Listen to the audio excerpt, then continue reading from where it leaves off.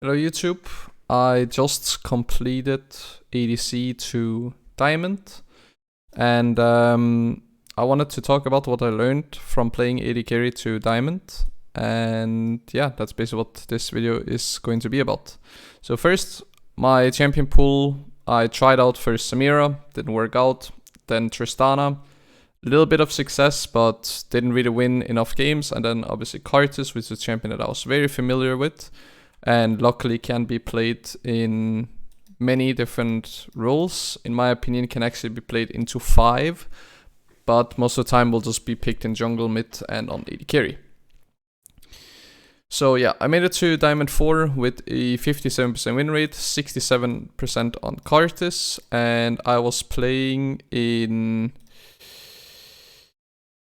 Yeah, basically started around like Platinum 1 in my first game, and I played solo for the first few games, and it felt very, very bad. And then I played a little bit of duo, and then I just won quite a bit. And then it's a bit of mix of duo and solo, so it's like 50% solo, 50% duo, because it is a duo lane. And what I can say is duo feels so much better than solo because it is a duo lane. So if you have good synergy in terms of clear communication, as well as just picking champions that synergize really well with each other, and you have like a somewhat similar playstyle, feels so much better. So if you play AD carry or if you play support, just find the other lane partner that you need, and you will have much more success in bot lane, at least from my experience.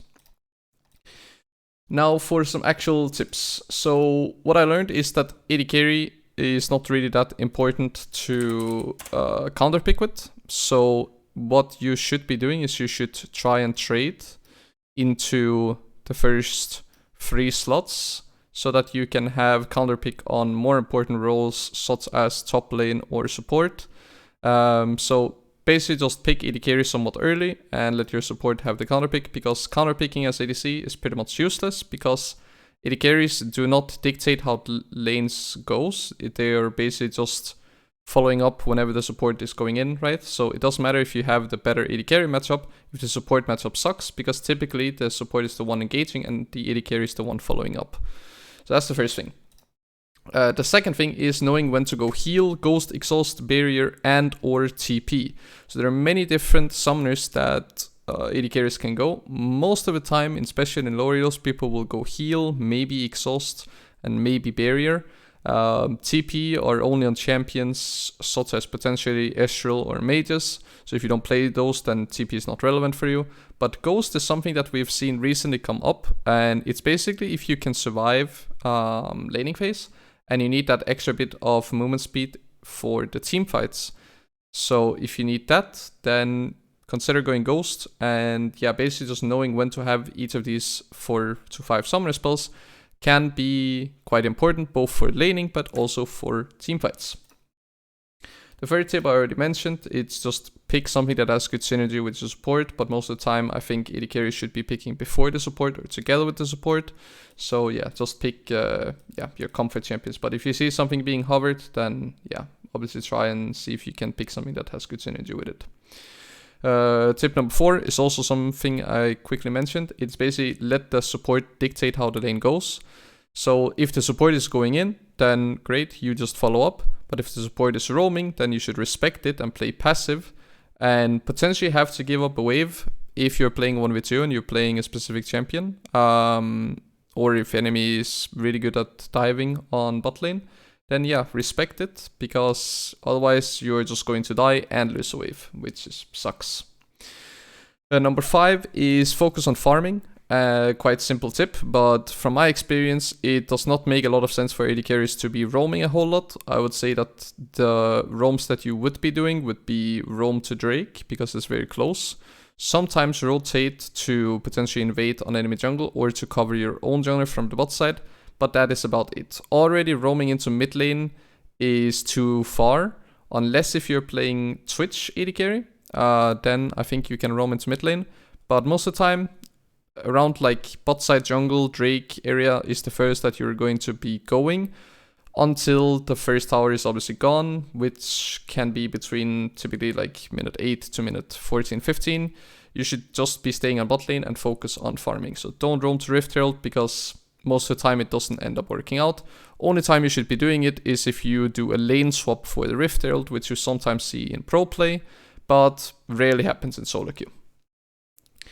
Number 6 is that when you then get to mid game, you want to be farming sometimes side lane quite safely.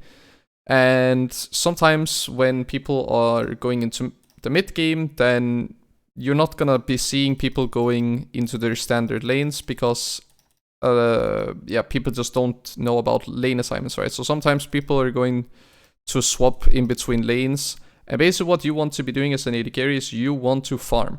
So don't go somewhere where you see another person farming. So don't go where your top laner already is, and don't go where your mid laner already is. Go to the lane where you can farm, but also make sure that you're farming safely. So pay attention to what champions does an enemy team have, and is there something that's like a big threat that you have to really, really respect, and then farm safely. It's quite simple, but a lot of people don't really do this, and start either grouping up way too early, not doing anything, and then start losing CS per minute, or simply farm on side lane with zero respect, even if they're fed, and just get one shot and give a shutdown to enemy team, and then enemy team is back in the game. Number 7 is respect jungle pathing. So just like top lane, you have to respect jungle pathing as bot lane. You basically want to be playing aggressive when your jungler is on the bottom side of the map. And when he's on the top side of the map, then you play a bit more passive and you fall back. Same thing goes for if you can jungle track. If you know enemy jungler is on top side, well, then you can play aggressive. If you know he's on bot side, well, then you play passive. The next thing is that you don't have to leash your jungler. So a lot of junglers don't understand that the pet, the new jungle item basically makes it so that junglers don't need a leash, unless if they're playing Sylas or Qiyana, just like I mentioned in the top lane video. So what is really important is that you get bot lane prio. So what you want to be doing is you want to walk straight into lane here, walk into this bush, then ward right here in this bush so that you have lane prio. Typically supports will do this, but you as the AD carry just has to follow them so that they can do this safely. And then you recall, and then you go back into lane so that you have prio on, so you have bush prio.